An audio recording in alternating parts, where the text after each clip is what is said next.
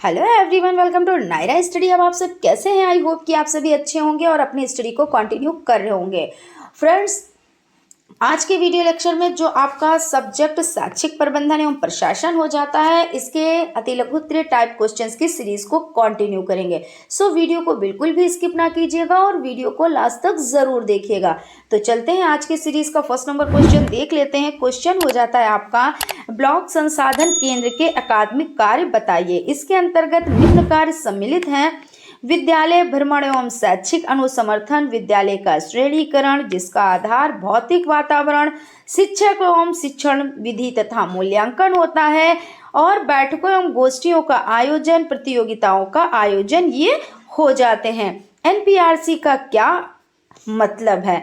NPRC का अर्थ है न्याय पंचायत संसाधन केंद्र। ब्लॉक स्तर पर ब्लॉक संसाधन केंद्र बीआरसी तथा समष्टि समूह क्लस्टर स्तर पर न्याय पंचायत संसाधन केंद्र एनपीआरसी नियमित रूप से शैक्षिक समर्थन प्रदान कर रहे हैं। अध्यापक प्रशिक्षण संचालित कर रहे हैं। कार्यशालाओं, बैठकों तथा समकक्षीय शिक्षा के केंद्र के साथ साथ उत्कृष्ट व्यवहार की सहभागिता का अनुश्रवण कर रहे हैं। अध्यापक शिक्षा महाविद्यालय सीटीई के कोई दो उद्देश्य बताएं। माध्यमिक स्तर के अध्यापकों हेतु सेवा पूर्व प्रशिक्षण की व्यवस्था करना, नवाचार संबंधी प्रशिक्षण।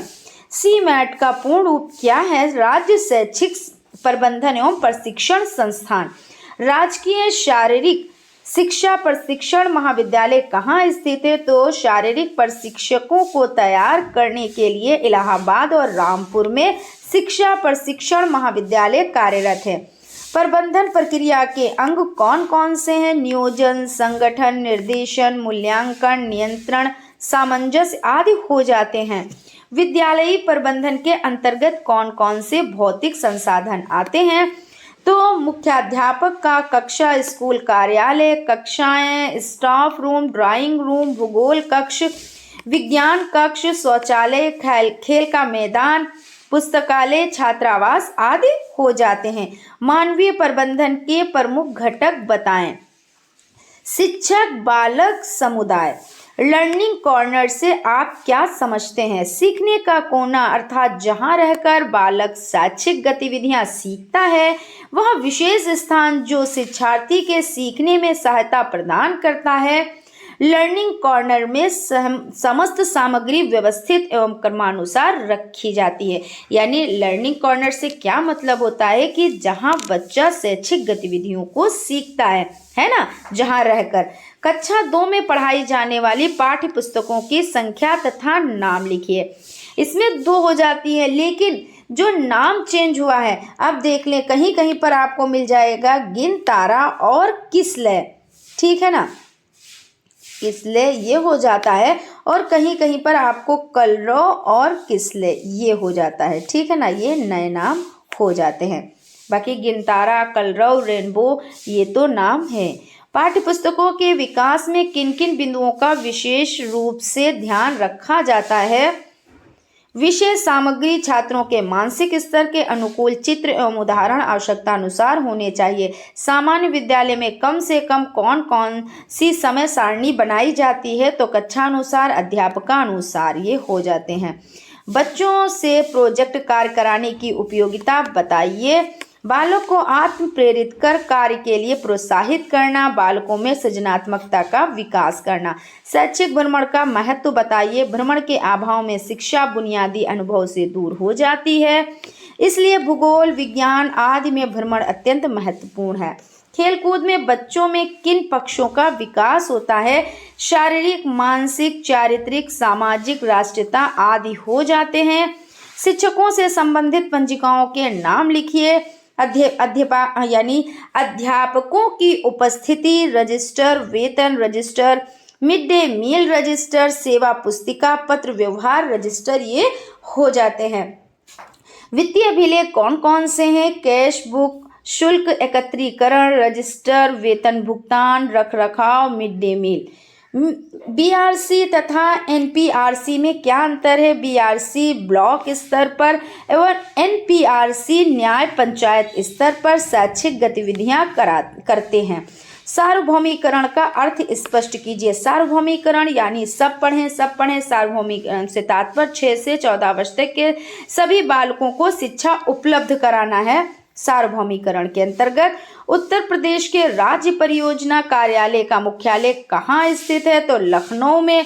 प्रबंधन से आपका क्या आशय है? किसी कार्य को संबंधित व्यक्तियों के द्वारा पारस्परिक सहयोग से कुशलता पूर्वक संपन्न कराने की प्रक्रिया ही प्रबंधन है। कक्षा शिक्षण हेतु अति आवश्यक सामग्रियों का उल्लेख कीजिए। तो बालक के अधिगम के लिए फर्नीचर उपकरणों की भूमिका के अतिरिक्त अन्य सामग्रियों का भी विशेष महत्व होता है, जो इस प्रकार है: श्यामपट्ट, चार्ट, मॉडल, मानचित्र, रेखाचित्र तथा आकृतियां, ग्राफ, विज्ञान शिक्षण सामग्री इत्यादि हो जाते हैं। मानवीय प्रबंधन के प्रमुख घटक बताएं। विद्यालयों में मानवीय प्रबंधन के प्रमुख घटक निम्नलिखित हैं: प्रधानाध्यापक, अध्यापक, छात्र समुदाय, ग्राम शिक्षा समिति, शिक्षक अभिभावक संघ, छात्र शिक्षक संघ, ये हो जाते हैं। कुशल शिक्षक के गुण बताइए। एक कुशल शिक्षक के प्रमुख गुण निम्नलिखित हैं: एक सफल अध्यापक छात्र प्रेमी होता है तथा वे शिक्षार्थी यानी विद्यार्थियों के या शिक्षार्थियों के विकास में रुचि लेकर उनकी कठिनाइयों को दूर करने में तत्पर रहता है। अध्यापक का व्यक्तित्व प्रभावशाली होना चाहिए, अर्थात वह अपने संपर्क में आने वाले छात्रों एवं अन्य व्यक्तियों का आदर स्नेह प्राप्त करने में सक्षम हो। अध्यापक को अपनी योग्यता तथा क्षमता अनुसार पाठ्योत्तर क्रियाओं एवं खेलकूद में सहयोग प्रदान करना। अध्यापक अनुदान धनराशि का उपयोग कहाँ कहाँ किया जाता है? तो इसका उपयोग निम्नलिखित कार्यों में के लिए किया जाता है: विद्यालय के उपकरणों की मरम्मत हेतु, बच्चों के बैठने हेतु फर्नीचर, दरी, चटाई आदि खरीदने में, आवश्यक स्टेशनरी क्रय करने में, पुस्तकालय हेतु किताबें, समाचार पत्र, ब्लैक बोर्ड, चॉक, डस्टर और जिला प्रदेश देश के नक्शे, ग्लोब, दीवार घड़ी आदि खरीदने हेतु, विद्यालय की सफाई हेतु आवश्यक सामग्री जैसे झाड़ू, कूड़ादान, कीटनाशक आदि खरीदने हेतु, विद्यालय सौंदर्यीकरण हेतु गमले एवं फूलों के पौधों की व्यवस्था करने हेतु, ये हो जाते हैं। पाठ्य पुस्तकों की क्या विशेषता होनी चाहिए? पाठ्य पुस्तकों की निम्न विशेषताएं होनी चाहिए: चित्र रंगीन और आकर्षक होने चाहिए, पाठ्य वस्तु सुस्पष्ट बोलचाल की भाषा में हो, बच्चों को अपने आप सीखने के अवसर हो, बच्चों को अपने सीखे ज्ञान का स्वयं मूल्यांकन के अवसर हो, पाठ्य पुस्तकों से बच्चों को जिज्ञासु बनाया जा सके, पाठ्य वस्तु बच्चों के स्तरानुकूल एवं रोचक हो। समेकित शिक्षा किसे कहते हैं? ऐसी शिक्षा व्यवस्था जिसके तहत निःशक्त बालक बालिकाएं की यानी कि शिक्षा सामान्य बालकों की तरह पूर्ण की जाए उसे समेकित शिक्षा कहते हैं। यानी क्या कह रहे हैं कि ऐसी शिक्षा व्यवस्था जिसके तहत निःशुल्क बालक बालिकाओं की शिक्षा सामान्य बालकों की तरह होनी चाहिए, उसे क्या कहते हैं? समेकित शिक्षा कहते हैं। प्राथमिक विद्यालयों के संदर्भ में डाइट मेंटर सेंटर के कार्यों को बताएं। डाइट मेंटर सेंटर कौन होते हैं? तो कक्ष में स्वयं पढ़ाकर सीधे सहायक और मार्गदर्शन बनकर शिक्षण संबंधी कठिनाइयों का निस्तारण करते हैं। विद्यालय भ्रमण द्वारा अनुभूत कठिनाइयों का संकलन एवं उसका विश्लेषण करते हैं, तत्पश्चात इनके समाधान हेतु उपाय करते हैं। स्थानीय परिवेश में उपलब्ध सामग्री एवं अपने किट की सामग्री का उपयोग करते हुए आदर्श पाठ्य प्रस्तुत करते हैं। खेल गतिविधियों एवं शिक्षण सामग्री के प्रयोग को सुनिश्चित करते हैं। विद्यालय के प्रांगणाकर्षण, कक्षा कक्ष, शौचालय प्रयोग की प्रवृत्ति विकसित करने, बच्चों की शारीरिक स्वच्छता आदि के संबंध में शिक्षकों से बातचीत और कार्य योजना बनाकर उनको क्रियान्वित करने में सहायता देते हैं। समुदाय को विद्यालय के प्रति आकर्षित करते हैं। इसके अतिरिक्त बालिका शिक्षा के लिए समुदाय में चेतना जगाना, समाज के वंचित वर्ग के बच्चों का तथा विशिष्ट आवश्यकता वाले बच्चों के नामांकन एवं ड्रॉप्ड आउट बच्चों के पुनः नामांकन में सक्रिय योगदान करते हैं। एनपीआरसी के 3 प्रमुख कार्य बताएं। एनपीआरसी का पूरा नाम न्याय पंचायत संदर्भ केंद्र है। कार्य है न्याय पंचायत समन्वयक प्रत्येक विद्यालय का माह में 1-2 बार पर्यवेक्षण करके प्रबंधन संबंधी समस्याओं को ज्ञात करते हैं तथा समाधान के लिए उच्च अधिकारियों के लिए प्रेषित करते हैं। न्याय पंचायत समन्वयक शैक्षिक प्रबंधन हेतु अध्यापकों को नवीन शिक्षण विधियों का प्रदर्शन करते हुए ज्ञान कराते हैं, जिससे शिक्षण अधिगम प्रक्रिया रुचिपूर्ण बन सके। और 3rd नंबर पे हो जाता है न्याय पंचायत समन्वयक विद्यालय भवन की स्थिति एवं उसके लिए अनुमानित धन की आवश्यकता की सूचना अपने उच्च अधिकारियों को देते हैं। यहाँ पे क्वेश्चन हो जाता है खेल कूद के प्रमुख सिद्धांत कौन कौन से हैं। तो देख लेते हैं खेल कूद के प्रमुख सिद्धांत। प्रत्येक छात्र को खेल कूद का अवसर देना चाहिए। खेल कूद पर कुछ ही छात्रों एकाधिकार ना होने देना। प्रत्येक खेल के नियमों का पालन करना। खेल के अवसर पर अध्यापक की उपस्थिति अवश्य होना और मार्गदर्शन करना। कक्षावार छात्रों की प्रतियोगिता का आयोजन करना। खेलकूद के आयोजन में मौसम का ध्यान रखना। स्थानीय खेलों का भी समावेश किया जाना चाहिए। लोच का सिद्धांत क्या है? प्रबंधन साधन है कि ना कि साध्य। इस साध्य के ऊपर अधिकार नहीं करना चाहिए। साध्य तो बालक के व्यक्तित्व का बहुमुखी विकास है। पाठ्यक्रम, अध्ययन विधि, परीक्षा, समय सारणी, वास्तव में विद्यालय प्रबंध का प्रत्येक पक्ष इस साध्य के लिए लगा है। अतः यह उचित है कि प्रबंध को लचीला रखा जाए। यही लोच का सिद्धांत है।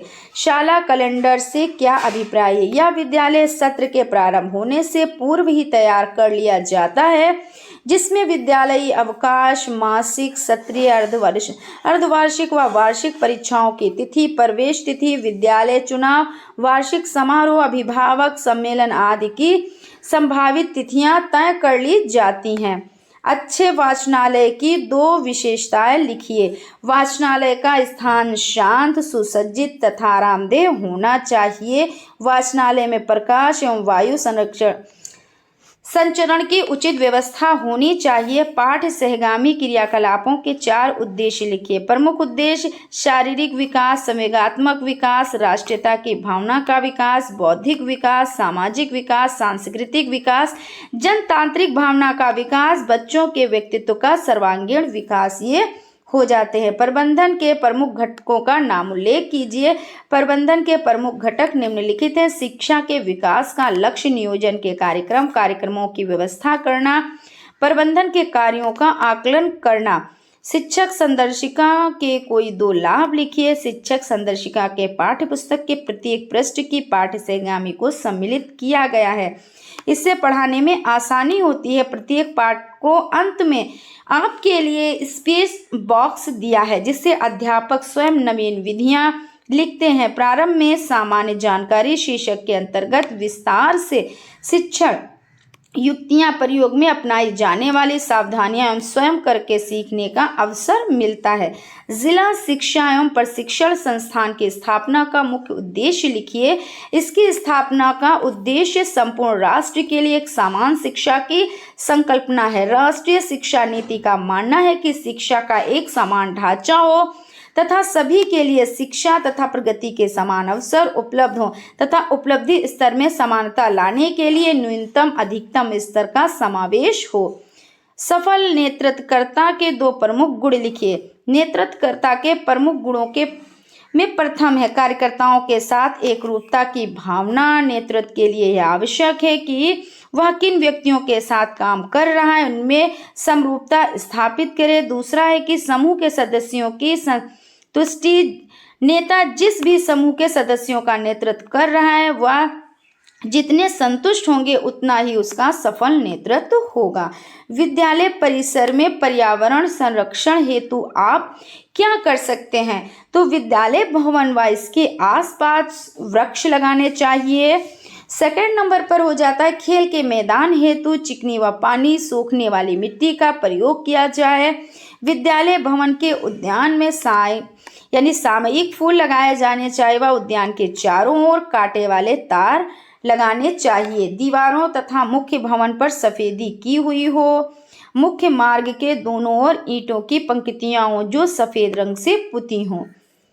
प्रार्थना स्थल पर बच्चों के व्यक्तित्व विकास हेतु आयोजित की जाने वाली 2 क्रियाओं का उल्लेख कीजिए। बच्चों की साफ सफाई की जांच तथा स्वस्थ आदतों के विकास हेतु प्रेरणा प्रदान करना, किसी महापुरुष द्वारा धर्म ग्रंथ में वर्णित सद्वाक्य का वाचन तथा उसका अनुसरण करने की प्रेरणा, उस दिन के प्रमुख समाचार का वाचन। अब यहाँ पे क्वेश्चन देख लेते हैं।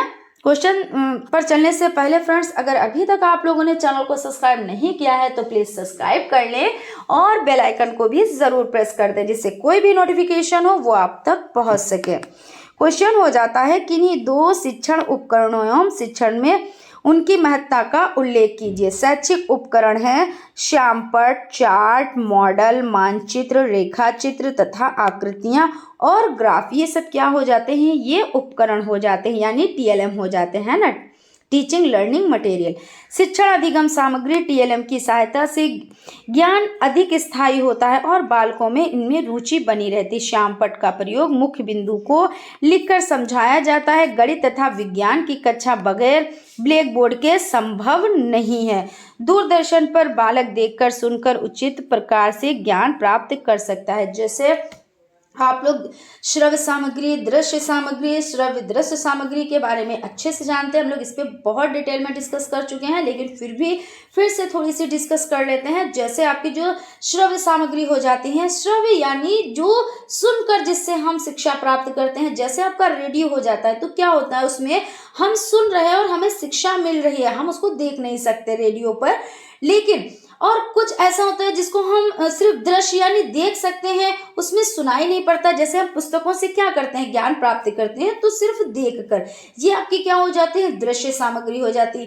अब श्रव्य दृश्य सामग्री की बात कर ली जाए, जिनको हम देख भी सकें और सुन भी सकें, यानी जैसे टीवी हो गई है ना, और आपका मोबाइल हो गया। अब आप क्लास अटेंड कर रहे हैं तो कैसे आप सुन भी रहे हैं प्लस देख भी रहे हैं, ये क्या हो जाती है, ये श्रव्य दृश्य सामग्री हो जाती है।